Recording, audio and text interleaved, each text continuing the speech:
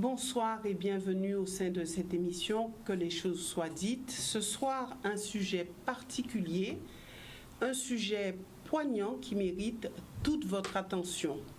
Un thème que je qualifierais de peu banal, méconnu pour certains, mais qui fait partie de notre société guadeloupéenne. Nos invités auront à cœur sur ce plateau de vous éclairer sur les incidences, mais aussi les conséquences de ce que les médecins appellent le syndrome du bébé secoué.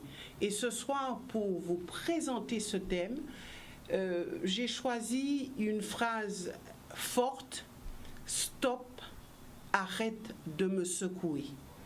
Plusieurs invités en plateau. Tout d'abord, j'irai du côté droit avec Madame Marie-Ève Brunet, qui est vice-procureure de la République du tribunal judiciaire de Pointe-à-Pitre. À ses côtés, nous avons le docteur Blandine Schnedeker, qui est, elle, chef de service de la médecine légale du CHU de la Guadeloupe. Et de l'autre côté du plateau, nous avons Madame Maggie Pulval-Dadi, qui est psychologue du service de pédiatrie du CHU. Et puis le docteur Philippe Després, chef du service de pédiatrie générale, toujours pour le CHU de la Guadeloupe. Mesdames, Messieurs, bonsoir et merci d'être avec nous.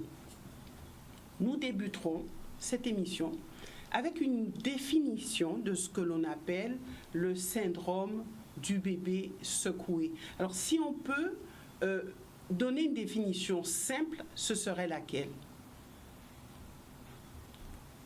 Bon, je vais m'y coller. On va débuter comme ça.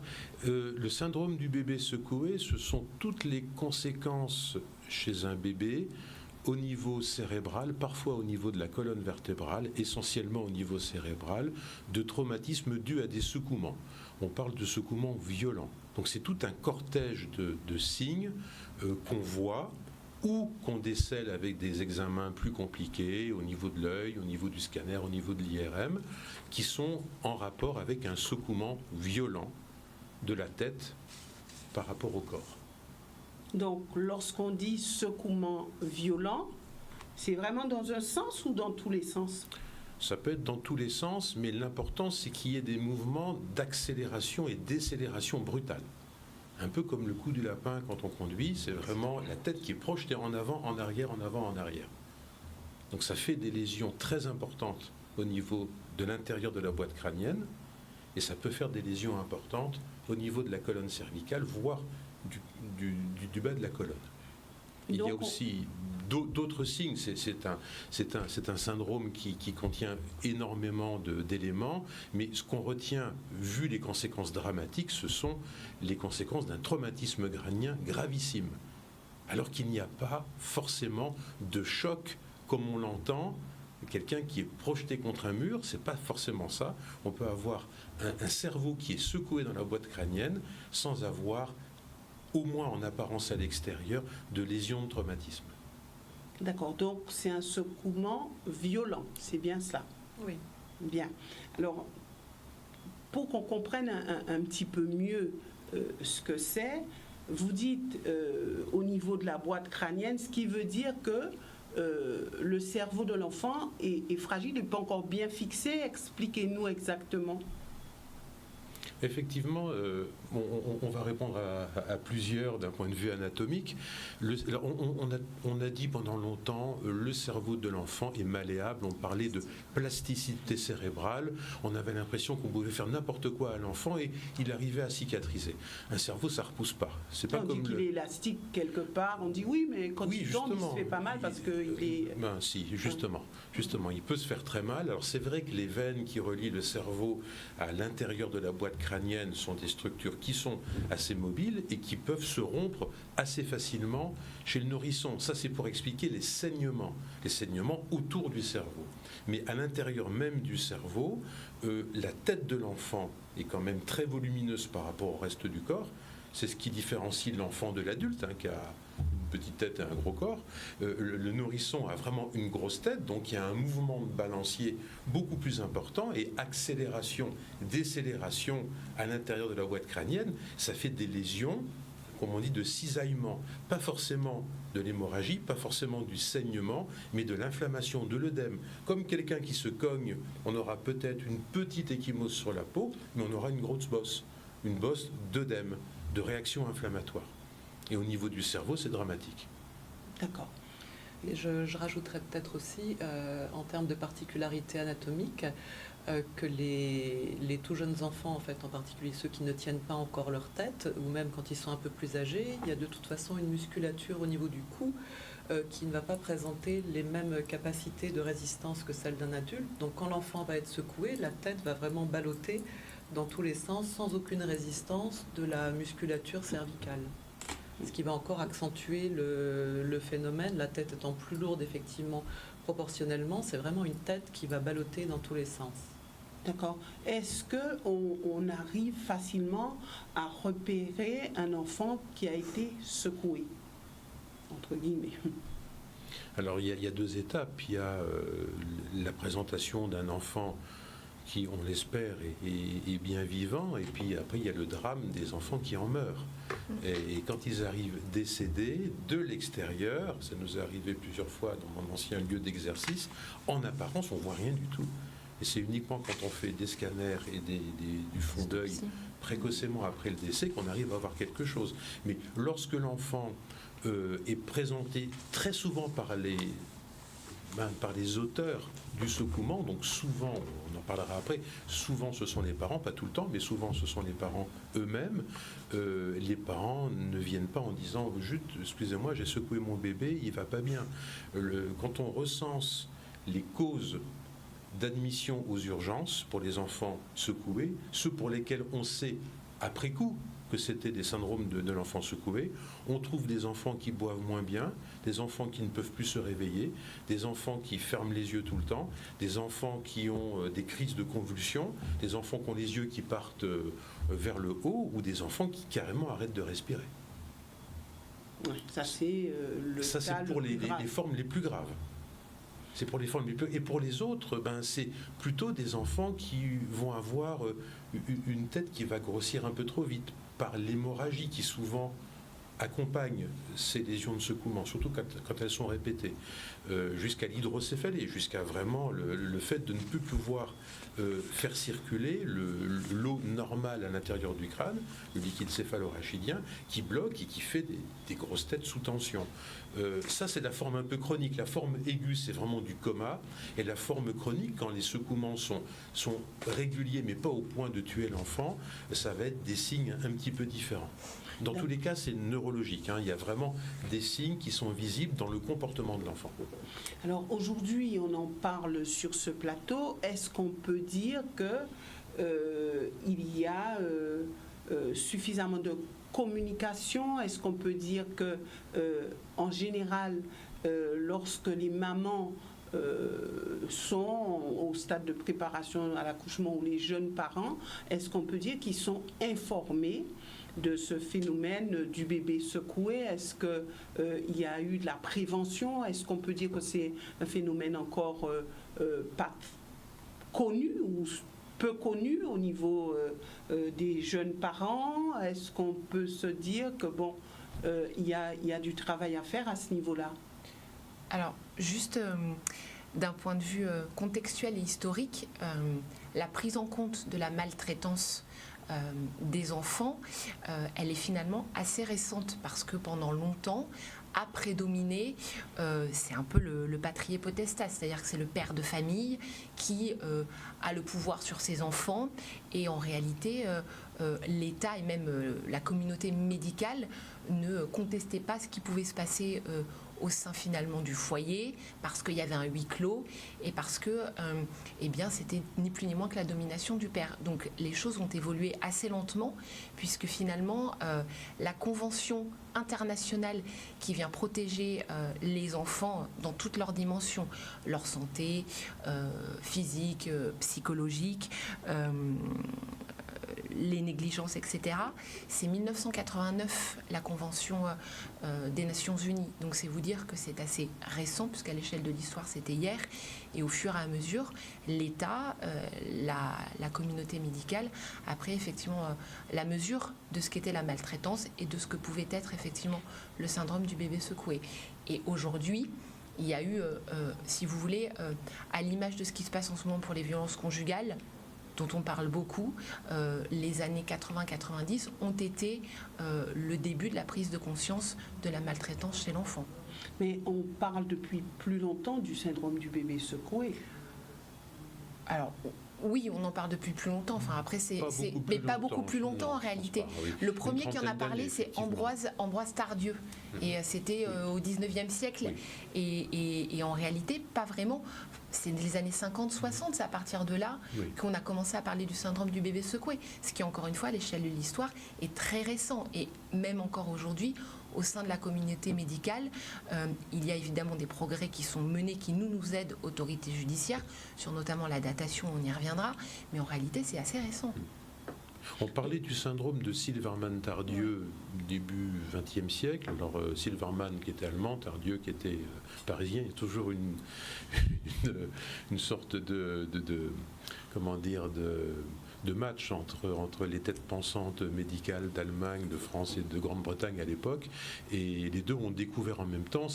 L'un a décrit la clinique, l'autre a décrit les lésions radiologiques. Vous voyez, là on est quand même dans du traumatisme tel que les gens le perçoivent l'imaginent assez facilement. L'enfant qui est battu, c'est le syndrome de l'enfant battu, le syndrome de Silverman. Et après, le syndrome de l'enfant secoué, c'est beaucoup plus récent, parce que quelque part, c'est encore plus dramatique et plus subtil au niveau du mécanisme. Il y a moins de choses évidentes. Il a fallu attendre. On ne peut pas se dire aujourd'hui qu'il y a des statistiques pour la Guadeloupe, pour parler du bébé secoué. Il n'y a pas de statistiques, il n'y a pas de chiffres. Alors, des statistiques, il y en a, judiciairement, on en a.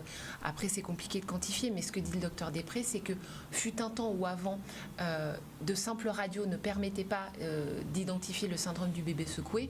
Aujourd'hui, il y a au niveau scientifique, et ça, mes collaborateurs en parleront mieux que moi, des examens supplémentaires qui nous permettent effectivement de distinguer ce qui serait d'une mort naturelle d'un syndrome du bébé secoué. Parce qu'encore une fois, le syndrome du bébé secoué s'inscrit d'une manière assez singulière dans le tableau général de la maltraitance. D'accord. Donc avant vraiment d'arriver à rentrer de plein cœur sur l'aspect médical, l'aspect judiciaire, qu'est-ce qui peut, et là je m'adresserai à vous, qu'est-ce qui peut emmener quelqu'un à secouer son bébé, ou que ce soit la nounou, que ce soit les parents, qu'est-ce qui peut faire que quelqu'un va secouer son bébé? Alors le plus souvent, ce sont les pleurs du bébé. C'est-à-dire que les pleurs du bébé. C'est-à-dire que certaines personnes qui sont particulièrement sensibles ou débordées ou irritées peuvent très mal supporter que le bébé pleure, tout en sachant que les bébés peuvent se mettre pleurer, pleurent souvent quand ils sont tout petits, en fait, entre 0 et 2 mois, 3 mois. Le bébé pleure souvent et progressivement, il pleure de moins en moins. Mais on peut retrouver, globalement, c'est toujours des bébés qui pleurent, qui entraînent une certaine, soit parce que... Un ras-le-bol soit parce que le parent est frustré, parce que le parent se fâche, parce qu'il n'arrive pas à consoler son bébé. Donc cette difficulté à consoler le bébé fait que le parent peut arriver jusqu'au secouement du bébé.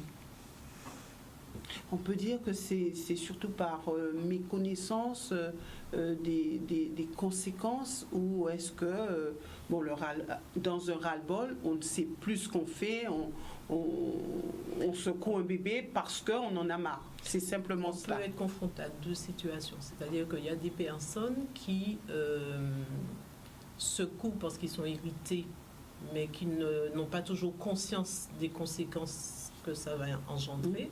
Et puis, il y a d'autres personnes qui, parce qu'ils ne sont pas bien, parce qu'ils ont du mal à gérer leurs émotions, ils peuvent secouer. Donc, si vous voulez, on peut être confronté à des personnes qui, au départ, avaient une intention de faire mal, donc dans le cadre de la maltraitance notamment, faire mal au bébé, et d'autres personnes qui peuvent secouer un bébé parce qu'ils sont excédés et au départ, l'intentionnalité n'était pas de faire mal au bébé, mais d'arrêter quelque chose d'insupportable. Alors, il me semble, si ma mémoire est bonne, que depuis 2018, au niveau du carnet de santé, il y a une page qui explique bien le syndrome du bébé secoué. Oui. Donc, est-ce qu'on peut, à ce stade, dire que le parent n'est pas au courant des conséquences? Ça fait partie également des préparations à l'accouchement. Normalement, dans le programme de préparation des futures mamans, souvent accompagnées du futur papa, parce que de plus en plus le couple va ensemble à ces préparations, il y a une information de la part des sages-femmes.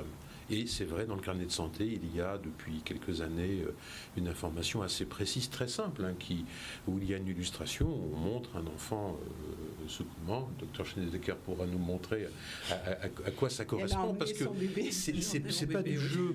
Les gens disent zut, voyez, je prends mon enfant, c'est pas bien de le faire, de lancer en l'air, de le rattraper lors d'un jeu, c'est pas conseillé. Mais c'est pas ça qui provoque des lésions de secouement. Il peut y avoir d'autres traumatismes, mais on parle de choses extrêmement violentes. Et je sais que quand nos collègues de Strasbourg avaient modélisé, avaient fait des études sur mannequins, heureusement, on arrivait à un calcul d'accélération qui était bien au-delà de ce que peut subir le cosmonaute dans une fusée au décollage. C'est bien pire en termes d'accélération. C'est extrême. C'est vraiment un traumatisme extrême.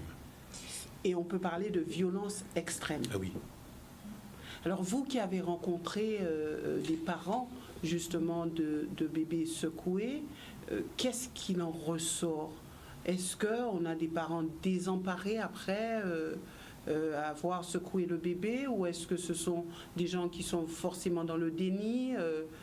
Comment ça se passe? Bon, les situations sont variables, c'est-à-dire qu'on peut être avec des parents qui, étant donné que l'intention n'était pas de faire mal, qui sont eux-mêmes surpris d'être arrivés jusque-là, donc avec une certaine culpabilité par rapport à cela.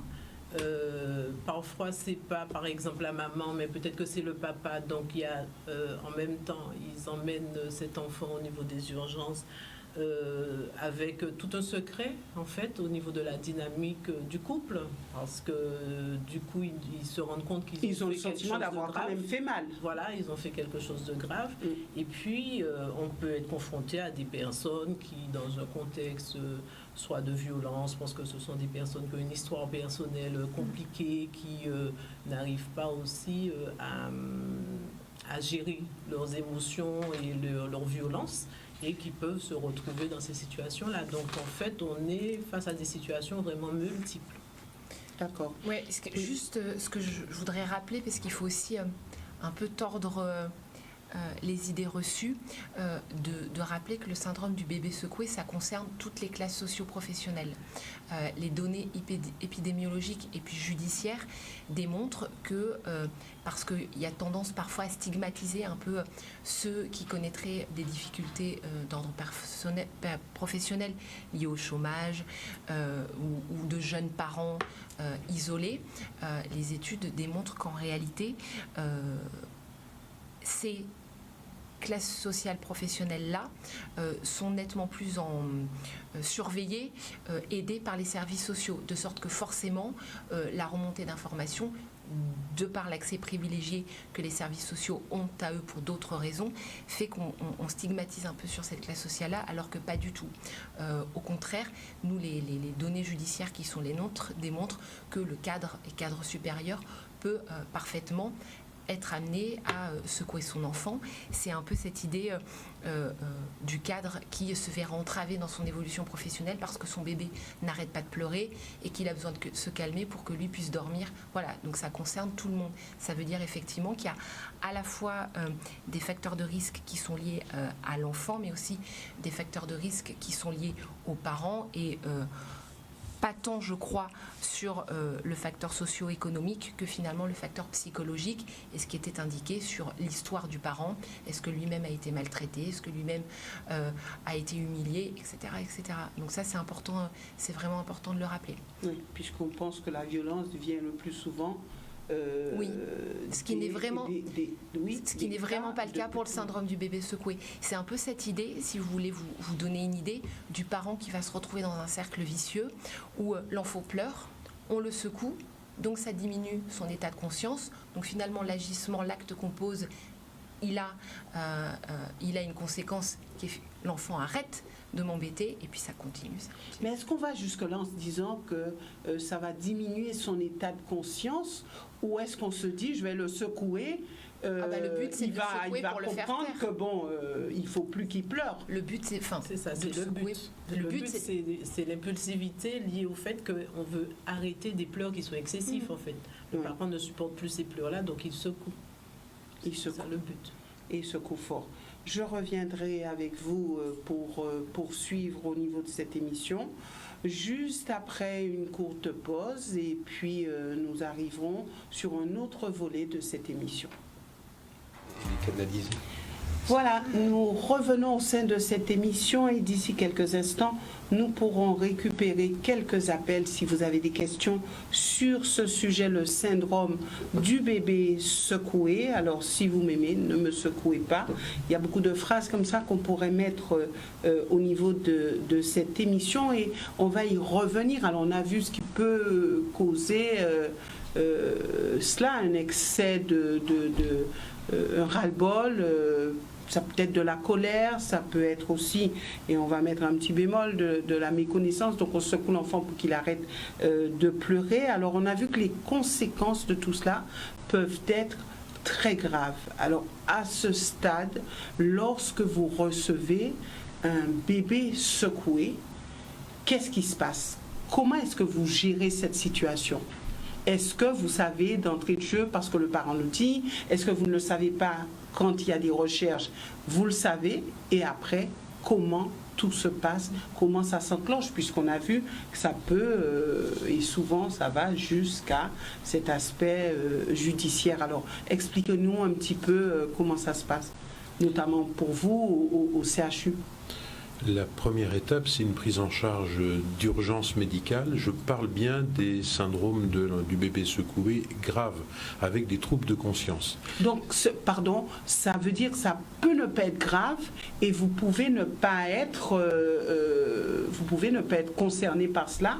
Le parent peut garder le bébé à la maison? Ou est-ce que toutes les fois où le bébé a été secoué, forcément, il faut qu'il aille à l'hôpital ou voir un médecin? Il y a vraiment, et on le disait avec Mme Pulvaldadi, il y a deux situations. Il y a l'enfant qui est globalement maltraité et qui est régulièrement tapé et secoué, mais pas au point de faire des lésions irréversibles au niveau du cerveau. Et là, en fait, ça se passe à la maison d'une manière chronique. Et puis, il y a une sorte d'exacerbation d'humeur, l'enfant est gravement secoué, ça va jusqu'au coma. Là, forcément, l'enfant soit décède rapidement, dans les cas les plus extrêmes, soit est amené par les services d'urgence, par les pompiers, par le SAMU, dans le service de pédiatrie, pour faire des investigations. Mais il vient parce qu'il a des troubles de conscience et que les parents sont inquiets de cette situation. Si les parents sont inquiets, on peut dire qu'ils n'ont pas fait intentionnellement, ils n'ont pas fait en conscience. Très compliqué de répondre à cette question. Le mécanisme de secouement, lui, il est conscient. Enfin, je veux dire, c'est un mécanisme volontaire. De prendre le bébé et de le secouer, c'est un mécanisme qui est volontaire. Alors, qui peut être guidé par le fait d'être excédé, d'être épuisé, d'être fatigué, de plus savoir comment s'en sortir. C'est vraiment quelque chose qui va survenir de façon pulsionnelle et non réfléchie, mais ça reste tout de même un geste qui est volontaire. En revanche, l'appréhension des conséquences de ce qui suit le secouement, je pense que ça, il y a un gouffre entre le fait de vouloir faire cesser une situation de hurlements, de pleurs, de cris qui dure peut-être depuis 10 minutes, 15 minutes, une demi-heure. On a essayé de porter le bébé, on l'a bercé, on l'a un petit peu secoué comme ça, mais pas beaucoup. Et puis après, il y a le moment où c'est vraiment le pic de la crise. Mais je crois que je ne pense pas que le parent imagine au moment où il secoue l'enfant les conséquences qu'il puisse y avoir derrière. On est vraiment sur quelque chose de très aigu, mais le but, comme vous le disiez tout à fait justement, c'est de faire taire. C'est pas forcément de faire mal, c'est avant tout de faire taire. Il faut que ça cesse, il faut que ces hurlements cessent. Et les conséquences physiologiques, elles ne sont pas mesurées à ce moment-là. Et après, effectivement, les parents ont peur, ils sont effondrés, ils arrivent avec quelquefois des histoires où même ils se disent, pas possible que ce soit le secouement qui produit ça, est-ce qu'on l'a cogné, est-ce qu'il s'est cogné chez la nourrice, est-ce qu'il y a eu quelque chose dans la voiture, enfin l'histoire. Donc c'est parce qu'ils ne savent pas que le secouement aurait pu peut être aussi lésionnel, peut être aussi lésionnel que ça. Mais comme on l'a dit tout à l'heure, je vais peut-être reprendre du coup mon petit bébé que j'ai amené, parce que c'est vrai que alors c'est le bébé que j'amène en cours d'assises, parce que c'est, comme vous le disiez tout à l'heure, quelquefois en médecine on a quelquefois un jargon médical un peu compliqué avec, mais très clairement, si vous prenez votre bébé comme ça en disant oh mais tu es tout mignon, tu es tout mignon mon petit bébé, je t'aime et tout, il se passe rien de spécial. Si vous faites comme le disait Monsieur Després, si vous faites ça, je dirais que c'est pas très intelligent de lancer un bébé comme ça en l'air et de le rattraper et mais le bébé il rit à ce moment-là. Le bébé rigole, mais si vous le rattrapez pas tout de suite, le bébé il va déjà moins rigoler. Mais je dirais que c'est pas très intelligent, mais c'est pas non plus un mécanisme de secouement. En revanche, ça s'appelle pas de la violence. Ça s'appelle pas de la violence. Je dirais que ça s'appelle un jeu bête, mais c'est pas de la violence.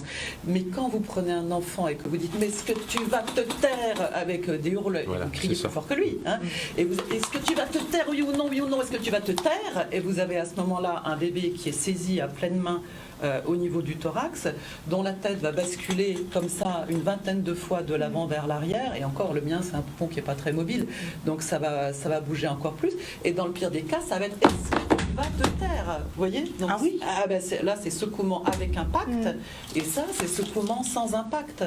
Donc le bébé il est comme une chiffre-molle, et puis il se tait, et alors là on va le poser, et là c'est le drame. Et là, c'est fini, la crise est finie, c'est le drame. Alors, est-ce que c'est la manière de tenir le bébé qui fait la différence? Si on le tient en maintenant la tête et qu'on le secoue... Ah non, vous ne le secouez pas comme ça. Hein. Non. Vous ne le secouez pas comme ça. Vous le secouez comme ça, en fait. Et c'est ce mouvement-là qui va générer les mouvements d'avant en arrière. Alors, tu l'as dit tout à fait justement, quand on compare par exemple à un accident de voiture où vous avez un coup du lapin, vous avez un choc postérieur, votre colonne fait comme ça, vous voyez déjà ce que ça peut faire, et comme vous pouvez être mal des fois pendant des semaines. Là, vous avez 20-30 coups du lapin successifs d'avant en arrière, et avec des mouvements d'antéflexion et d'hyperextension qui vont au-delà des limites physiologiques. Donc, évidemment, après, qu'est-ce qui va se passer? Le cerveau qui est à l'intérieur de la boîte crânienne, il va taper en avant, il va taper en arrière. Les veines qui sont au-dessus, quand vous tirez sur une structure, au bout d'un moment, ça claque et ça commence à saigner. Les hémorragies rétiniennes, c'est pareil. Je veux dire, ça tracte derrière sur les nerfs optiques et sur le globe oculaire, et ça saigne au niveau visuel. Donc mais votre bébé, il a un œil fermé déjà. Oui, à force, hein, ça l'a pas arrangé de le secouer comme ça. Ouais. C'est important ce que dit le docteur Schneidecker, parce que eu égard à ce qu'elle décrit, l'auteur, quel qu'il soit, le père, la mère, l'assistante familiale, ne peut pas être dans l'ignorance que l'acte qu'il commet est une violence, qu'il n'ait pas voulu les conséquences de son acte violent, et notamment la mort ou l'infirmité permanente, bien sûr. Mais en revanche, l'acte est violent, et c'est d'ailleurs pour ça que nous, juridiquement, bien souvent, ce qu'on va retenir comme qualification, c'est les violences ayant entraîné la mort sans intention de la donner. Donc, véritablement, on fait une différence entre l'intention et la volonté de tuer, auquel cas on partirait sur un homicide, lequel est volontaire, et une différence avec la violence qui, elle, eu égard à ce qui a été décrit, ne peut pas être ignorée, d'autant plus quand elle est répétée ou quand effectivement elle s'associe à des agissements liés à des impacts autres encore que le secouement. Alors quelles sont, et on va revenir tout à l'heure avec vous, les conséquences de cela? Alors vous avez dit que le cerveau part dans tous les sens, mais quelles sont les séquelles s'il n'y a pas la mort de ce bébé? Quelles sont les séquelles qui peuvent être décelées chez le bébé quand il a été secoué de la sorte? Il y a de grosses séquelles cérébrales. Ce sont de gros troubles. Essentiellement cérébrales. En fait, ce sont des traumatismes crâniens non accidentels. C'est comme ça que c'est référencé. Et du coup, ce sont des séquelles neurologiques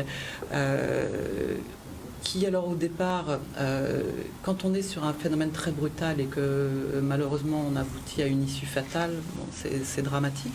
Mais quand on est sur des phénomènes chroniques ou alors quand on est avec les techniques de réanimation qu'on a à l'heure actuelle, quand on arrive à maintenir ces enfants-là, on parlera mieux, mais je veux dire, quand on sont des enfants qui ont des hématomes sous-duraux, donc des hématomes à l'intérieur du crâne sous les méninges, ces hématomes, ils vont comprimer les structures nerveuses qui sont adjacentes. Il va y avoir des phénomènes d'œdème qui vont se surajouter. Et après, il y a de grosses conséquences neurologiques qui vont après. Alors, sur un petit nourrisson de 3-4 mois, je dirais que ça sautera peut-être pas forcément aux yeux, mais quand vous avez cet enfant qui va grandir, qui marchera pas, qui ne verra pas, comme le cas que vous évoquiez, qui n'entendra pas, qui aura des difficultés motrices, qui aura un retard scolaire évident, c'est après que les conséquences vont être dramatiques, parce que ça va créer des situations de handicap neurologique durable. Est-ce qu'en Guadeloupe, il y a beaucoup de bébés secoués? On a cherché à le savoir lors d'une présentation qu'on avait faite à un congrès intra-Caraïbes, et on avait recensé les cas depuis 2014. Depuis 2014, et en fait on a pu recenser jusqu'à l'année dernière 2 cas formellement établis de syndrome du bébé secoué. On peut se dire que 2 cas, c'est pas beaucoup, mais c'est trop. Si on prend comme point de comparaison les données statistiques de métropole, c'est moins. C'est moins. Je suis très content d'ailleurs pour la Guadeloupe. C'est un petit peu moins. Alors les raisons, là, c'est très complexe. Dire qu'est-ce qui peut créer naturellement la prévention d'un syndrome du bébé secoué en Guadeloupe? Moi, je ne pourrais pas répondre. On formule entre nous quelques hypothèses, difficiles à vérifier. Mais de fait, dans les dernières années, il y a un peu moins de situations que celles que j'ai pu observer, par exemple en Alsace, où on a eu jusqu'à 3 cas par mois, par moment. Est-ce qu'on peut dire qu'après ou que pendant cette pandémie Covid, il y a eu plus de cas de bébés secoués, plus de violence à l'endroit des enfants? Est-ce qu'on a suffisamment de recul là-dessus pour le dire? Nous, c'est clair. Confinement égale accident domestique et plus grande importance des violences faites à enfants, pas au niveau du syndrome du bébé secoué, mais brûlure intentionnelle, des choses comme ça, oui. Et accident domestique, beaucoup. On va faire un petit tour de plateau. D'autant plus qu'en fait, pendant le confinement, certaines familles se sont retrouvées dans des espaces restreints avec plusieurs personnes, sans nécessairement de jardin, d'espace extérieur, avec des enfants qui ont des âges différents et en même temps devant faire l'école. Donc je dis ça parce que j'étais sur la plateforme justement de l'ARS, et quand on écoutait les familles, on avait le sentiment que les familles, pendant cette période de confinement, étaient débordées par tout ce qu'elles avaient à gérer, et qui parfois ils avaient du mal à supporter tous les cris des enfants, et eux-mêmes ils pouvaient en effet craquer et être beaucoup plus violents vis-à-vis des enfants. Oui. Alors à l'unité médico-judiciaire, on a eu effectivement depuis la fin du confinement en fait une augmentation des consultations, à la fois pour les violences intrafamiliales, pour les violences conjugales, beaucoup, et aussi, je dirais, pour des enfants qui sont victimes, qui assistent aux violences conjugales, Alors qu'en hors de période de confinement, ils n'y assistent pas forcément. Mais là, ils sont témoins, puisque tout le monde est confiné effectivement dans des structures, effectivement quelquefois des petits appartements, pas beaucoup d'espace. Et du coup, non seulement les enfants assistent, mais quelquefois, je dirais que selon une vieille formule, on disait les parents boivent, les enfants trinquent. Là, c'est les parents qui se battent et c'est les enfants qui trinquent parce qu'ils sont victimes directes ou accidentelles de jets d'objets divers et variés. Mais il y a clairement une augmentation de l'incidence. Oui, qui se confirme judiciairement parlant. Alors pas dans des proportions que nous imaginions au parquet, nettement moins que ce que la promiscuité et la difficulté pour les parents de gérer ni plus ni moins que la cellule familiale sans avoir la soupape de l'école ou des activités puisque chacun et tout le monde vit ensemble. Mais oui, incontestablement, bien sûr. Bien sûr. Oui, incontestablement. Alors lorsque vous, médecin, vous avez un bébé secoué en main, au-delà d'essayer de le soigner ou de le soigner, que faites-vous? Est-ce que l'issue, forcément, c'est le signalement? Est-ce que forcément, on va vers la voie judiciaire? Lorsqu'on est devant un traumatisme non accidentel, c'est un devoir de la part de l'équipe médicale et paramédicale de faire un signalement. Ce n'est pas... Alors la détresse même du parent ne peut pas faire en sorte... Ce n'est pas une accusation, c'est dénoncer une situation. On ne dit pas qu'on pense que quelqu'un, un tel, a fait telle chose. On dit, et là, malheureusement, heureusement, actuellement, avec les examens d'obtention simple qu'on peut avoir au CHU, l'IRM, donc un super scanner, l'examen du fond des yeux, les radiographies simples du squelette, l'examen de la peau, même quand l'enfant est juste examiné cliniquement avec nos collègues de médecine légale, on a toute une série d'arguments et on obtient, je dirais, une certitude pour moi 100%, mais on va dire 99%, pour laisser le doute dans certaines situations extrêmement rares. Et à partir de là, de traumatisme non accidentel égale signalement. Signalement d'une situation, pas vis-à-vis d'une personne en particulier. On a un devoir de signalement, non pas pour faire la justice, parce que c'est pas le rôle du médecin de rendre la justice. Le parquet ne demande surtout pas au médecin de rendre la justice, parce qu'il y a deux logiques non pas qui s'affrontent, mais qui doivent compagnonner. Il y a la logique du soin et que les médecins apportent et le lien de confiance qu'ils doivent avoir avec la famille dans l'intérêt de l'enfant.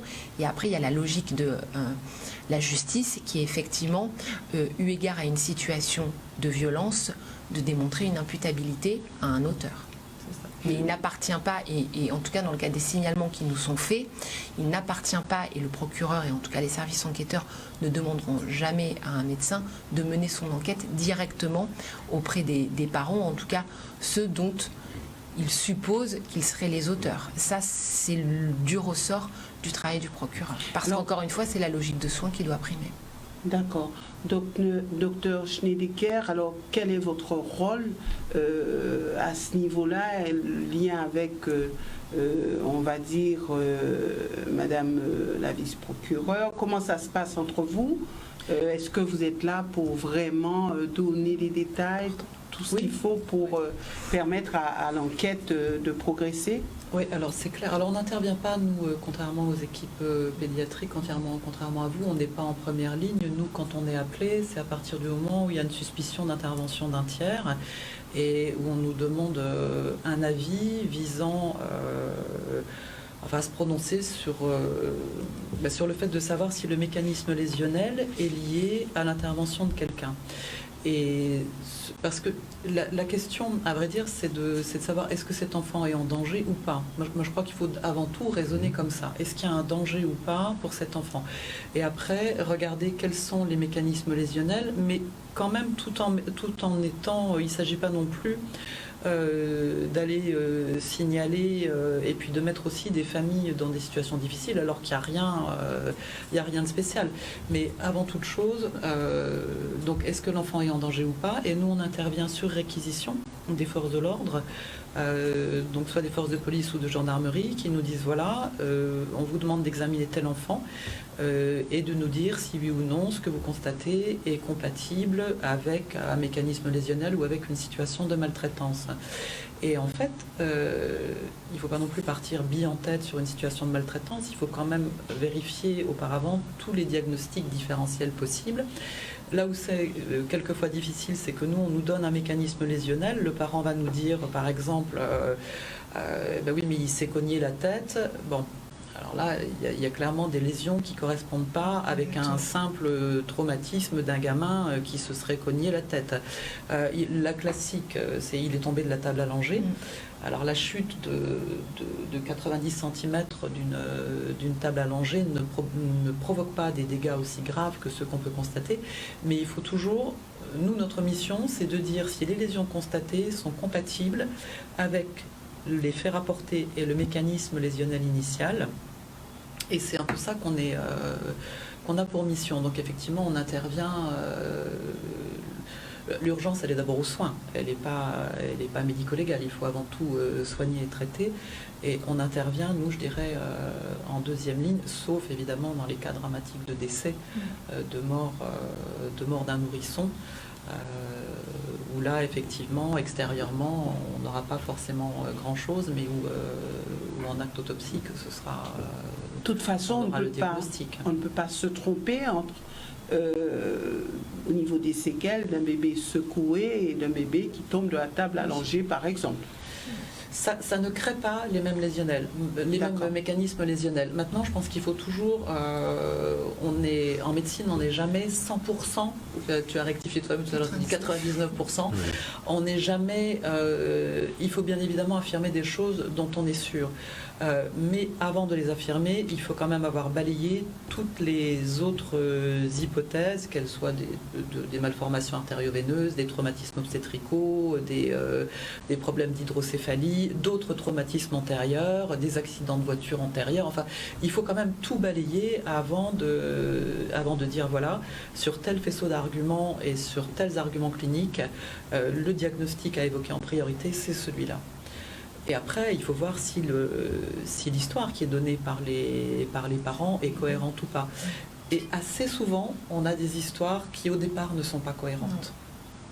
Ou alors qui sont modulées, qui sont modifiées, qui, au fur et à mesure quand on a les enquêteurs, en première version, la maman ou le papa ou quelqu'un d'autre, enfin, ou celui qui a gardé le bébé, le cousin, la cousine, parce que c'est pas forcément les parents, mais la personne qui avait en charge le bébé à ce moment-là va donner une version, cette version va se modifier, elle va s'étayer, elle va évoluer au fil du temps, et là, quand même, c'est quand on dit oui, je vous ai dit tout à l'heure qui s'était cogné la tête, mais j'ai oublié, il y avait aussi avant-hier ou un autre moment, en le sortant, en le posant sur la table allongée, il s'était aussi cogné, j'avais oublié ça.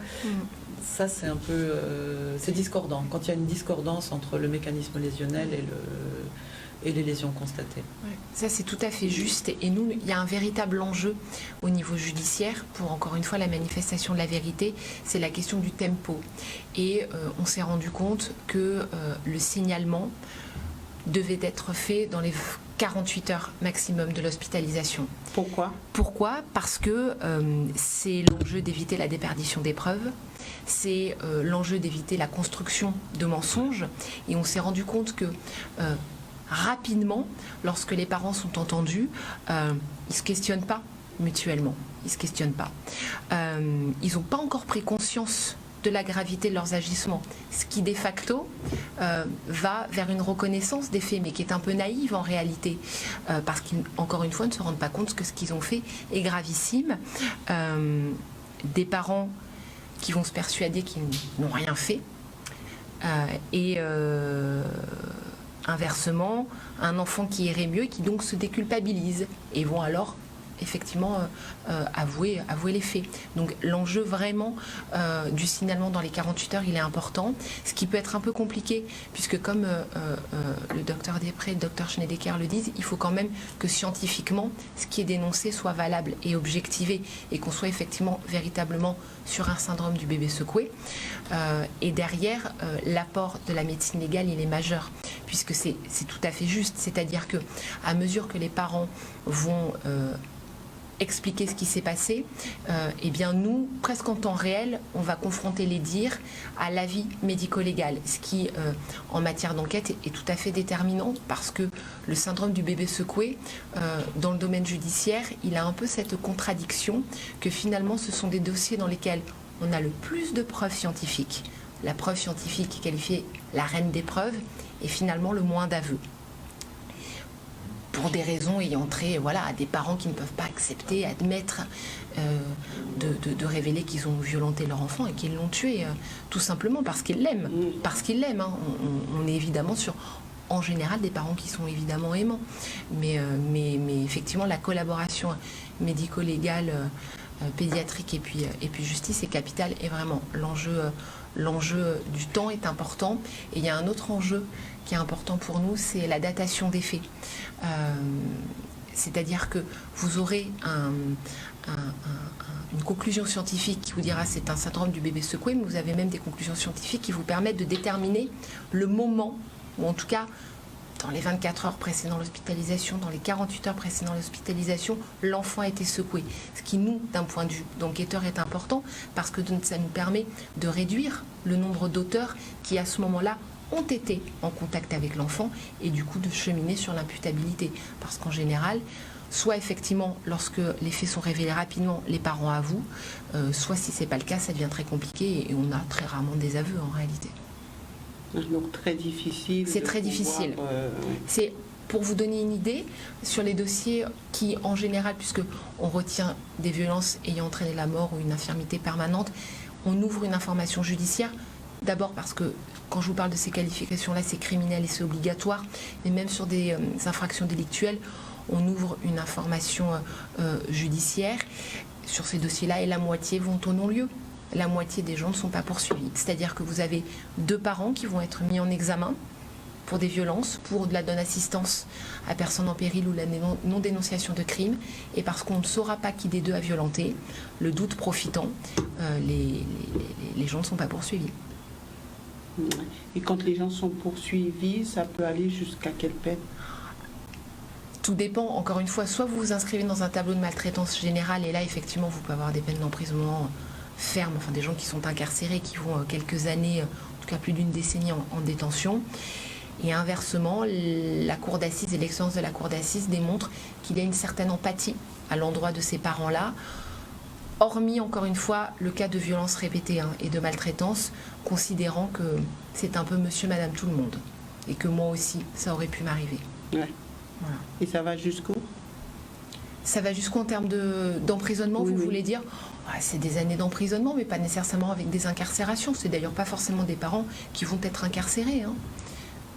Et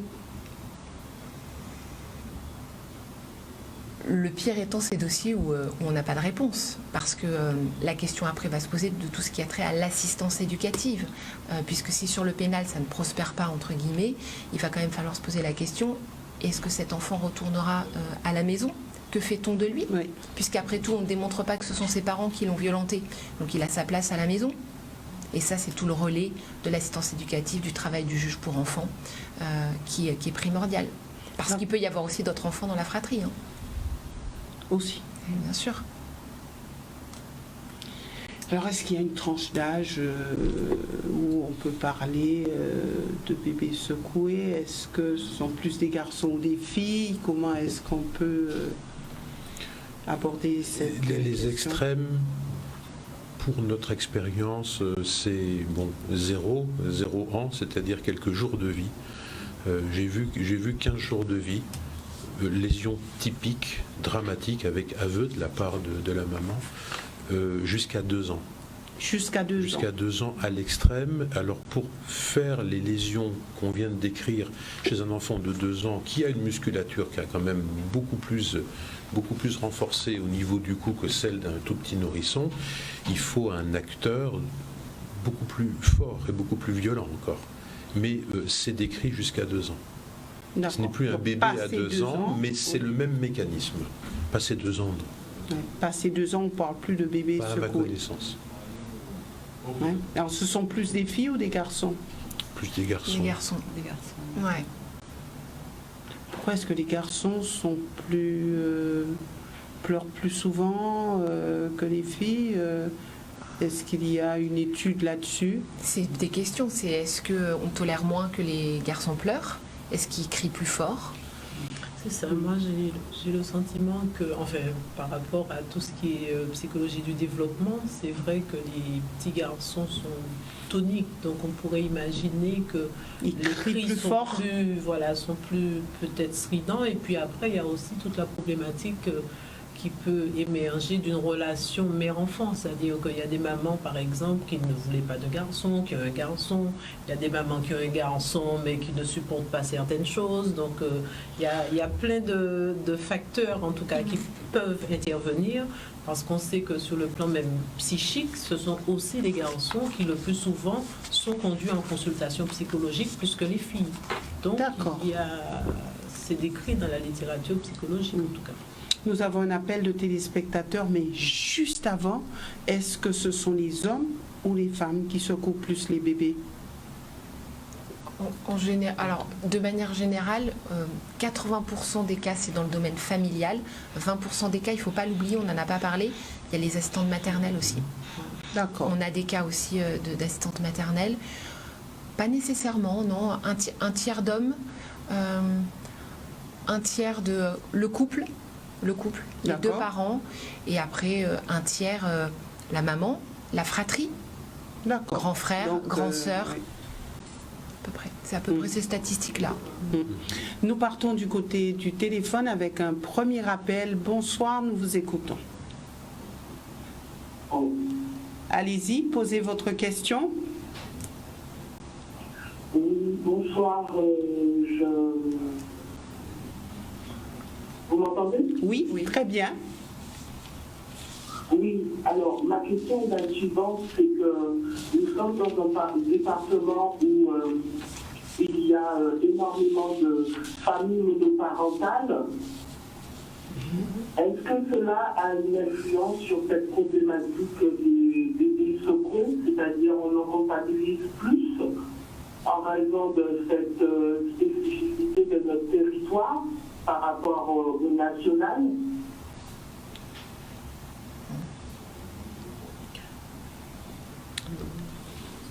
Vous avez terminé, madame? Oui, voilà, c'était ça ma question principale. Et la deuxième question, est-ce que dans les chiffres qui ont été, enfin, le fait que j'ai entendu l'intervention du docteur Schneideker et de la vice-procureure, j'ai trouvé très clair, et également du chef de service en pédiatrie et de madame à côté, excusez-moi si j'oublie votre nom. Est-ce que dans ce que vous avez constaté au niveau de l'augmentation, vous englobez également les dépendances de la Guadeloupe, Marie-Galante, des Virages, des Saintes? Oui, absolument. Absolument. Merci beaucoup, madame, pour ces 2 questions. Juste par rapport à la précision qui faisait suite à la première question, on a observé les enfants qui étaient amenés au CHU de Guadeloupe, qui évidemment drainent les situations les plus préoccupantes de l'ensemble de l'archipel, île du Nord comprise. Donc oui, bien sûr, Marie-Galante, les Saintes, la Désirade, etc. font partie des territoires qu'on est censé drainer, et si jamais se présentent dans ces territoires soit une dramatique mort subite et que les investigations mettent en évidence un syndrome du bébé secoué ou un enfant vivant mais avec des troubles de conscience, évidemment on le saura. Est-ce qu'on a eu des cas déjà recensés venant de ces territoires? Oui, il y en a Oui. eu un l'année dernière. D'accord. On ne va pas citer lequel, Non, mais au moins... Non, parce que c'est couvert est-ce- par le secret de l'instruction, puisque voilà. Mais oui, il y en a eu un l'année dernière. D'accord. Un cas avéré de bébé secoué, ça je peux le dire, mais voilà, je dirais pas plus. D'accord. Alors, qui peut répondre sur la première question? Bon, c'est-à-dire, alors, c'est On a vrai fait que le nous sommes- lien avec les familles monoparentales. Oui, voilà. C'est-à-dire que, en fait, ce qu'on va retrouver dans la littérature sur les profils de parents qui peuvent peuvent être débordés, excédés, on parle des familles monoparentales qui sont sans soutien.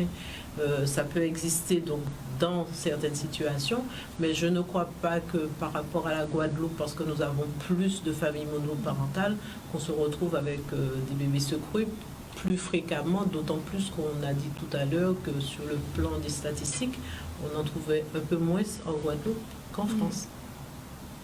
Ouais. Pourtant, nous avons en effet beaucoup de familles monoparentales. C'est vrai que souvent, quand on parle de violence, on parle d'enfants maltraités, on pense souvent aux familles monoparentales. C'est une stigmatisation qui, selon vous, n'a pas de vrai fondement. En fait, Non. il y a eu une étude épidémiologique, c'était l'INSERM, mais c'est 2010. Je crois que depuis, il n'y en a pas eu d'autres. Et encore une fois, la donnée, le facteur socio-économique n'est pas prévalent. Ça concerne vraiment toutes les classes socio-professionnelles. On en parlait tout à l'heure, il faut vraiment tordre le cou aux idées reçues, pas nécessairement la mère isolée, famille monoparentale, ça concerne tout le monde.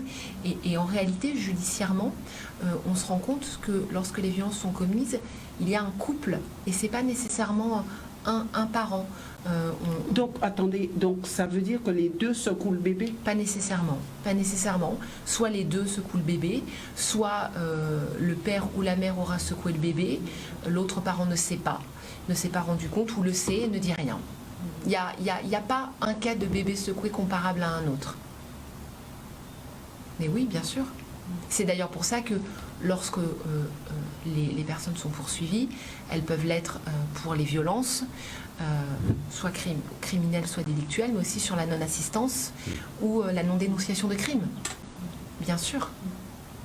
Donc les parents, le couple est soudé. Et D'où dans ce ces qu'on cas-là. rappelait sur la nécessité d'agir et d'agir vite pour éviter notamment une concertation ni plus ni moins entre les parents et une entente sur la version à donner. Bien sûr, bien sûr.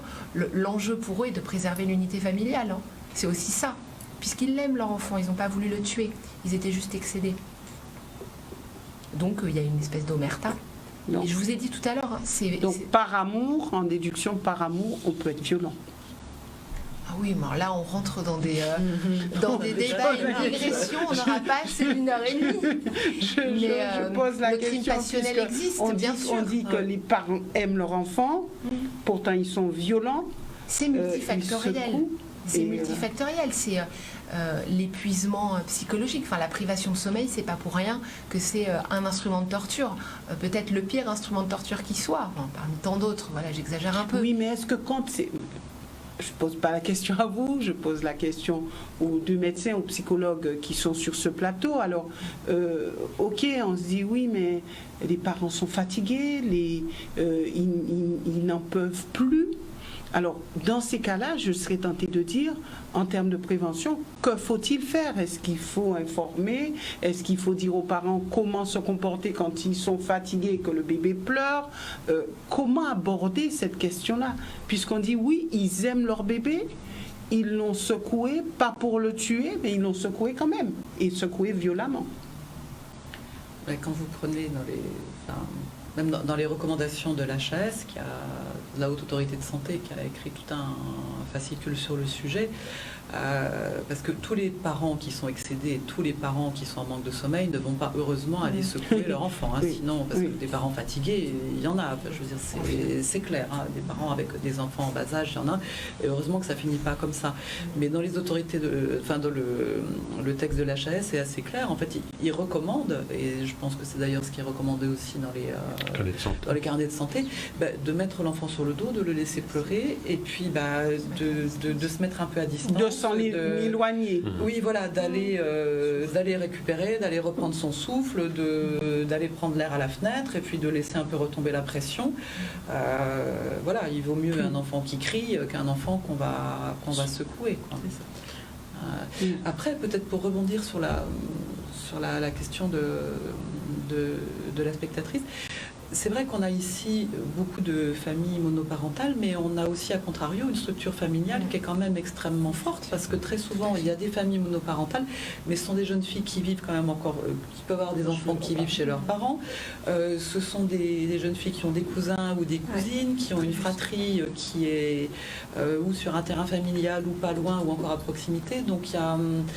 Certes, il y a des familles monoparentales, mais aussi quelquefois des jeunes mamans qui peuvent avoir un relais dans la famille avec leur propre maman, avec une cousine, avec un frère, avec une sœur. C'est peut-être finalement pour ça qu'on en a peut-être un peu moins ici qu'en métropole, où les gens sont peut-être plus isolés dans leurs apparts ou dans leur maison, parce qu'ici c'est quand même on a une structure quand même très familiale, donc c'est peut-être plus facile de passer la main, je dirais, à quelqu'un d'autre de la famille. D'accord. Alors comment faire pour que cela ne se produise pas? Est-ce qu'il y a, on va dire,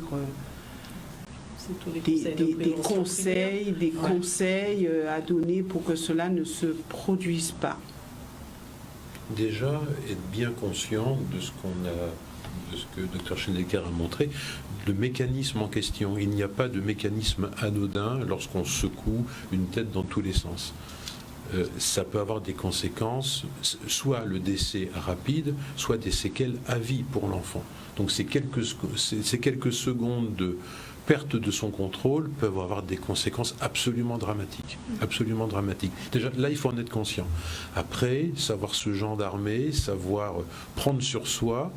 Je pense qu'il ne faut pas être confronté à la situation pour se préparer à ça. C'est une préparation qui doit être bien en amont. Et c'est un peu un mode de vie à acquérir ou à réacquérir, qu'on a un peu oublié actuellement. Comment se préparer? À qui doit-on s'adresser? Comment faire? Parce que oui, il faut dire que c'est dangereux de secouer son bébé, mais il faut aussi, comment faire pour ne pas arriver au stade où on ne se maîtrise plus? Après, je sors du cadre judiciaire, il faut aussi simplement admettre et reconnaître qu'on n'y arrive plus, qu'on est dépassé, et savoir effectivement passer la main. C'est le rôle notamment des PMI qui ont vocation à faire de la prévention. C'est de l'ordre de la préparation à l'accouchement dont on parlait tout à l'heure. Voilà, le maillage social qui peut aider, les relais familiaux ici, mais simplement admettre qu'on n'y arrive plus, tout simplement. Et surtout se dire que c'est pas parce qu'on est excédé et qu'on n'y arrive plus qu'on est un mauvais parent. Bien sûr. Parce que prendre soin de son enfant, c'est justement reconnaître justement sa vulnérabilité, le côté excédé qu'on a, et pouvoir trouver des solutions, passer la main à une autre personne, aider... Un psychologue, par exemple? Ah non, mais déjà dans son environnement familial, hein, donc déjà proposer de l'aide, soit de membres de la famille, déjà, ça c'est une première chose. Et puis, et c'est vrai que si par exemple cette personne est fatiguée, épuisée, donc il y a en effet tout le maillage fait par les sages-femmes qui sont là aussi pour les jeunes enfants après l'accouchement. Et il y a aussi la possibilité en effet de consulter un psychologue, la protection maternelle infantile. Alors justement, et permettez que je fasse quand même un petit parallèle. Est-ce qu'on peut dire qu'il y a 40-50 ans, il y avait moins de bébés secoués? Alors comme ce n'était pas... C'est-à-dire que bon... Est-ce qu'on peut dire ça? Et après, j'arriverai sur Étant donné que ce n'était pas dépisté, j'ai du mal à me positionner. Je sais qu'il y a 40 ans, il y a 50 ans, il y avait des enfants qui étaient maltraités, qui pouvaient être maltraités, mais cette maltraitance pouvait être vécue par ceux qui l'exerçaient comme n'étant pas nécessairement une maltraitance. puisque dans notre culture, on a toujours utilisé tout ce qui est châtiment corporel, tout ce qui est châtiment physique par rapport aux enfants. Donc c'est vrai que on peut considérer, en tout cas concernant le bébé maltraité, qu'on ne sait pas pour l'instant ce qui se faisait avant, puisque c'est tout récemment qu'on commence à dépister ce genre de trucs. Alors ce serait intéressant. Je voulais juste dire quelque chose qui est quand même important. Le propos n'est pas non plus de déresponsabiliser les parents. Dans tous les cas qu'on note, et notamment judiciaires, c'est pas un bébé secoué parce que pendant 1 heure il aura pleuré. C'est depuis quelques jours, voire quelques semaines, il n'arrêtait pas de pleurer et l'accumulation a fait qu'à un moment, j'en pouvais plus. Ça veut dire qu'il y a quand même une conscientisation, une prise de conscience du parent qu'il perd ses moyens, qu'il est arrivé au bout de ses limites et la nécessité qu'il a de devoir réagir. Nous ne pourrons peut-être pas aller plus loin au niveau de cette émission, mais on peut se dire qu'il y a quelques années, les grands-parents prenaient les enfants et soulageaient, comme on disait ici, un petit peu les parents, donc aider les parents. Aujourd'hui, il y a des grands-parents de plus en plus jeunes et qui aussi ont une activité professionnelle, donc qui ne peuvent pas garder les petits-enfants. Est-ce que ça ne serait pas aussi, je dirais quelque part, un élément qu'il faudrait prendre en compte, puisque aujourd'hui, les grands-parents ne jouent plus forcément le rôle qu'ils jouaient il y a 30, 40 ans. Parce que les enfants étaient souvent chez les grands-parents quand les parents étaient épuisés ou avaient besoin de souffler un petit peu.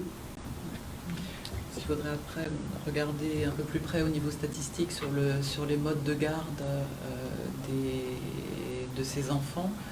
Et sur les situations, sur les conditions de vie, ça faudrait. Alors, est-ce qu'il faudrait peut-être pas creuser un petit peu sur de plus grandes séries, en fait. Après, c'est pas la modernité qui a créé le syndrome du bébé secoué. Enfin, ça existe quand même depuis longtemps. Je ne crois pas que ce soit la modernité et le fait que les gens travaillent et que les grands-parents soient un peu moins présents qui soit. Alors, évidemment pas la cause, l'une des causes, très franchement, je crois pas. Moi, je pense que comme il y a plusieurs facteurs qui sont impliqués,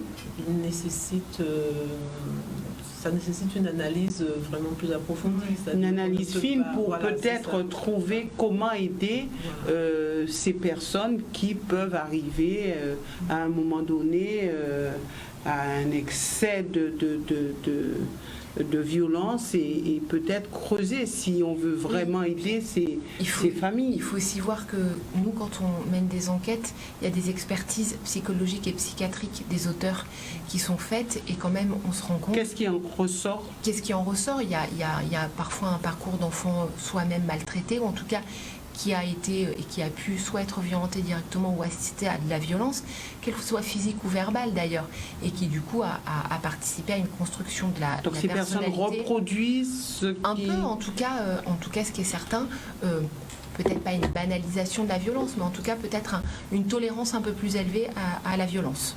Oui, ça c'est certain, je pense, bien sûr. Ouais. Alors maintenant, il nous reste malheureusement très peu de temps. Donc, comment faire pour empêcher que cela se produise ? Je pense que Dr Schneideker a donné un petit peu tous les actes de prévention, c'est-à-dire que déjà informer, ce que nous faisons là aujourd'hui, et puis au niveau des parents, qu'ils puissent, quand ils arrivent à reconnaître leur situation d'intolérance, qu'ils puissent mettre en place des conduites plus adaptées, c'est-à-dire mettre le bébé dans un lieu sur le dos, le laisser pleurer, aller souffler, aller respirer, prendre une douche, appeler un membre de sa famille. Donc déjà ça c'est important de se prendre en charge pour pouvoir justement mieux prendre en charge son bébé. Oui. En termes de prévention primaire, là ça a été très bien dit. En termes de prévention secondaire, même tertiaire, c'est-à-dire l'acte est déjà fait, de le dire, pour qu'on puisse aller rapidement à une prise en charge très musclée. Parce que d'un point de vue réanimatoire, des lésions de syndrome du bébé secoué, c'est de l'œdème cérébral qui va aller en s'aggravant pendant 2 ou 3 jours. Comme quelqu'un qui se cogne, ça gonfle progressivement. Donc c'est quelque chose qui nécessite une prise en charge entre guillemets très énergique, très musclée d'un point de vue médical, avec une mise en réanimation, enfant endormi dans les cas les plus graves artificiellement, pour mettre au repos le cerveau et essayer de minimiser les conséquences de cet œdème qui va diminuer la capacité d'irrigation du cerveau pendant quelques jours. Si le contexte est connu, notre action d'un point de vue médical est plus dirigée et les parents acteurs deviennent partenaires de soins. Et oui, mais ça n'empêche pas la sanction. Absolument, mais c'est 2 choses différentes et c'est ça qui rend l'exercice extrêmement difficile dans les réanimations pédiatriques qui reçoivent régulièrement ce genre d'enfants et donc de parents, c'est que le respect qu'on doit à l'enfant, de fait, et doit être reporté sur les parents, même s'ils sont eux-mêmes acteurs du traumatisme non accidentel.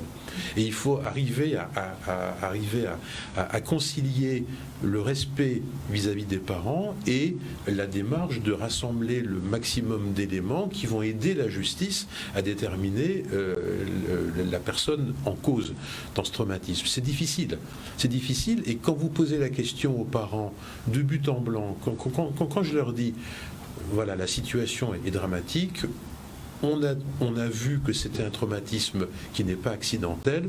Je pense que comme nous, vous voulez savoir ce qui s'est passé. Ils répondent tous oui, on veut comprendre, même s'ils sont eux-mêmes à l'origine de ce traumatisme. Et à partir de là, cette espèce d'alliance, même si elle est un petit peu transitoire, pas vraiment factice mais transitoire, à partir de là, on part ensemble et on est bizarrement, on devient ensemble partenaires des soins de l'enfant, même si il y a judiciairement une suspicion sur un ou l'autre parent. Mais est-ce très honnête de dire on veut comprendre ce qui s'est passé? Oui, parce que nous-mêmes, on n'a aucune preuve de la personne à l'origine. Non, je veux dire, le parent, quand il dit oui, ça s'appelle pour le coup, ça s'appelle le déni. Oui, on veut comprendre ce qui s'est passé. On sait bien qu'on a secoué son bébé. Alors, il y a des psychiatres, alors je ne sais pas si Maggie, tu me confirmeras, il y a des psychiatres qui ont décrit chez certains parents à l'origine de traumatismes graves de leur enfant une sorte de déni, mais simplement par le fait que la violence est telle que la personne ne s'avoue pas à elle-même qu'elle l'a fait. Il y a même des cas d'amnésie des faits où la personne auteur des violences ne le sait plus. Refuse de s'en rappeler. C'est très exactement ce que les accusés disent aux assises. C'est très exactement ça. Et il faut croire à cela. Il faut croire, ce n'est pas moi, c'était un autre que moi. Qu'est-ce que ça change? Non, mais là, est-ce que c'est pas une manière? Il y a 2 temps. Il y a le temps du soin, c'est-à-dire que nous, quand nous sommes en pédiatrie, par exemple, nous sommes dans le temps du soin, on recherche et tout cela, et on est plutôt bienveillant vis-à-vis des parents. Et puis il y a le temps de la justice, où on doit chercher les preuves, les fautes et tout. Donc je pense que nous sommes sur 2 temps différents. Mais très souvent, par la nécessité, dans les situations les plus graves, ces deux temps se chevauchent. Et les 2 démarches sont indépendantes. Le respect envers les parents, le devoir d'information, et là on a eu de longues discussions avec la brigade des mineurs d'Alsace en particulier, mais vous donnez aux parents des pistes qui leur permettent d'élaborer leur discours de défense et tout, mais non, on a une démarche de soins vis-à-vis des parents d'un enfant, d'information. On ne va pas évidemment faire état de tous nos doutes, parce que dans certaines situations, le doute qu'on va émettre va être récupéré par le parent, et ça va justement être, au bout de quelques jours, le discours officiel, justement, l'os est trop fragile, donc la fracture n'est pas due à un coup, et due au fait que l'os est fragile. D'ailleurs, on m'a bien dit dans ma famille, d'autres enfants avaient l'os fragile. Ça fait partie des grandes histoires en France de litiges judiciaires entre, c'est un autre domaine, mais relativement proche, c'est quand même l'enfant maltraité, entre la maladie des os de verre et le traumatisme. Étant précisé quand même que je suis d'accord, mais la justice, dès lors qu'elle est impliquée dans la machine, va malgré tout prendre des précautions, et nous, procureurs, on a la possibilité de priver les parents de lien avec son enfant, au travers notamment de ce qu'on prend parfois une OPP, une ordonnance de placement provisoire, c'est-à-dire que l'existence d'un danger grave est manifeste, puisque la santé, la sécurité de l'enfant est avérée, et à ce moment-là, l'enfant a pour interdiction de retourner chez ses parents, voire même les parents ont interdiction d'avoir tout contact avec son enfant, et derrière c'est un juge pour enfants qui prend le relais, qui va effectivement ou pas confirmer le placement, ce qui est d'ailleurs au titre de l'OPP une atteinte majeure aux libertés individuelles, parce que c'est non susceptible d'appel. Les parents ne peuvent pas contester cette décision, ce qui signifie qu'à la fois c'est très lourd pour nous, notamment quand on n'a pas l'imputabilité, mais qu'on a aussi, nous, procureurs, ce souci quand même, en comprenant parfaitement la logique de soins dont on parlait tout à l'heure des médecins, la volonté quand même de trouver la vérité judiciaire. Oui. Et si ça doit passer à un moment par la privation de contact entre les parents et l'enfant, on pourra et on sera amené à le faire. Ouais. Nous sommes malheureusement arrivés au terme de cette émission. Je vais faire un petit tour de plateau, puisque ce soir il s'agit aussi de lancer un message fort, puisqu'il s'agit de bébés et de personnes peut-être en situation de détresse. Alors, quel serait votre message ce soir à l'endroit des parents ? Alors, moi, c'est compliqué d'apporter un message, puisqu'en général, j'interviens quand ça a dysfonctionné. Oui. Donc, bon, c'est malheureusement un peu tard. Pouvez, oui. Dans mon domaine, j'ai pas de message particulier à apporter. J'en reviens, et là c'est peut-être plus personnel, sur la nécessité effectivement à un moment de savoir reconnaître ses limites et de demander de l'aide. Moi je crois beaucoup au réseau. Je travaille en collaboration avec l'aide sociale à l'enfance, qui a vocation à intervenir auprès de familles qui rencontrent des difficultés dans la parentalité et qui peuvent effectivement proposer des accompagnements au titre de TISF, d'AED. Et ça, je pense que c'est effectivement des dispositifs sociaux dont il faut savoir se saisir. Après, sur l'aspect judiciaire, en général, le message que j'adresse aux parents, il est forcément... Pas celui de la prévention. Dites la vérité. Exactement, dans l'intérêt supérieur de l'enfant. Toujours, bien sûr. Merci, docteur Schneedeker. Votre message ce soir. Je dirais que je vais rebondir un petit peu sur les propos de Madame le procureur, en fait, parce que c'est vrai que je crois qu'il faut quelquefois savoir reconnaître qu'on est dépassé avant qu'il ne soit trop tard, quoi. C'est d'ailleurs, je dirais, un petit peu un message qui est aussi valable pour les maltraitances infantiles d'une façon générale, parce qu'il y a un certain nombre de faits de maltraitance, sans vouloir excuser des phénomènes de violence, mais qui sont liés au fait qu'on a affaire à des parents qui sont simplement dépassés par les événements et qui n'en peuvent plus et qui ont simplement besoin d'aide, en fait, et qui se retrouvent débordés par des fratries. Donc effectivement, savoir lancer l'alerte quand on sent que ça va pas. Il n'y a aucune honte à dire j'en peux plus, je suis fatiguée. Ça fait pas de vous une mauvaise mère ou un mauvais père. Ceux qui ont eu des enfants parmi nous, on sait bien que nos enfants, on y tient comme à la prunelle de nos yeux, mais pour autant, on a tous eu des moments où ils nous ont agacés. On se serait dit non mais c'est bon, ça va bien. Donc voilà. On n'a pas secoué. On n'a pas secoué. Mais je veux dire, il faut pas. On a le droit d'être excédé par un enfant qui pleure. C'est pas quelque chose de forcément anormal. Mais il faut savoir dire là j'en peux plus, ça va trop loin, j'en peux plus, quoi. Je serai plus capable de faire face. Il n'y a aucune honte à ça, et ça fait au contraire un parent qui est très aimant, de savoir reconnaître sa limite et de dire maintenant je peux plus. C'est une preuve d'amour pour son enfant. C'est pas une preuve d'abandon, c'est pas un manque de courage. Au contraire, c'est un courage très grand de savoir dire maintenant je peux plus, je suis dépassée, et c'est une preuve d'amour. Merci. Alors moi, je dirais globalement les mêmes choses. Alors ce que j'ajouterais, c'est que souvent les parents ont très très peur que leur enfant leur soit enlevé. Et donc, ils ont tendance à vouloir cacher les choses parce qu'ils ont peur de perdre cet enfant qu'ils aiment, en fait. Donc, je pense que ce que je leur dirais, justement, c'est que reconnaître, justement, ses limites, ça me semble très important, et ne pas hésiter à rechercher de l'aide. Parce que c'est pas parce que vous expliquez que vous n'en pouvez plus, que vous êtes excédé, en effet, que vous êtes un mauvais parent, et c'est pas parce que vous le dites aux services sociaux que vous aurez nécessairement un enfant qui sera placé. Merci, docteur Després.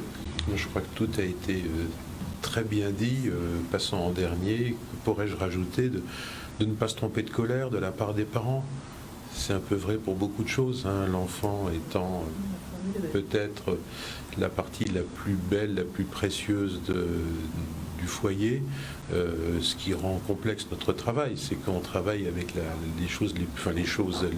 êtres les plus précieux du monde.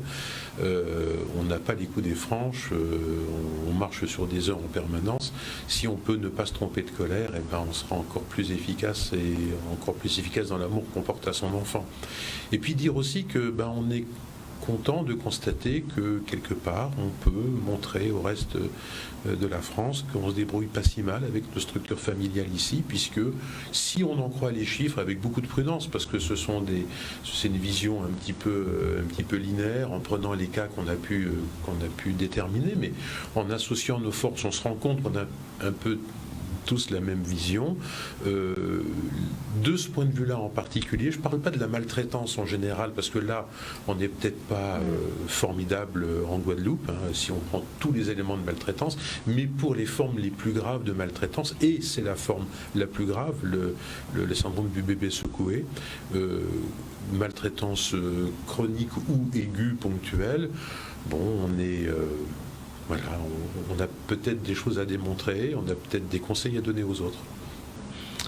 Merci mesdames, merci messieurs d'être venus sur ce plateau. Nous nous retrouvons demain dès 20h pour une émission qui cette fois sera une émission politique, et nous partirons du côté de Terre de Haut, les Saintes. Excellente soirée à tous.